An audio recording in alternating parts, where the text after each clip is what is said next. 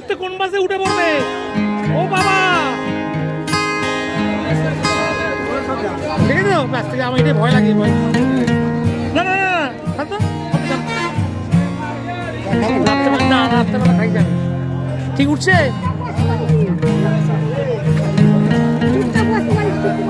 এটা এটা দিল্লি যাবে, এটা লখনৌ যাবে, এটা বোম্বে যাবে, ওটা কাশ্মীর যাবে। এই যে কোলাঘাট থেকে উঠেছে।